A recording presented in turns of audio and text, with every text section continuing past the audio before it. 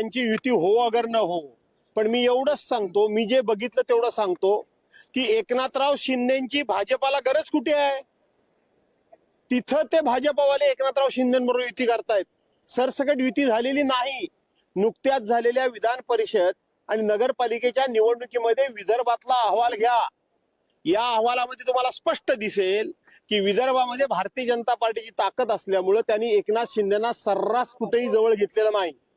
त्याचबरोबर अजितदादा पवार गट बघा, माझ्याच कोकणामध्ये राष्ट्रवादी म्हणून अजित पवार गटाला युतीमध्ये एकही जागा दिलेली नाही.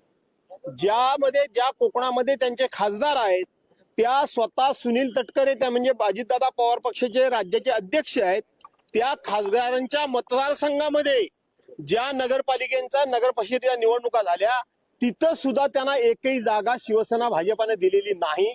त्यामुळं हा मित्र सुद्धा मगापासून मला तेच सारखं विचारतोय.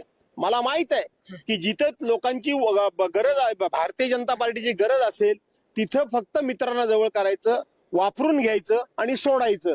त्यामुळं असं कोणी काय असं सुखावून जाण्याची गरज नाही की युती झाली नाही ते आम्हाला कायम बरोबर ठेवतील, काही ठेवणार नाहीत.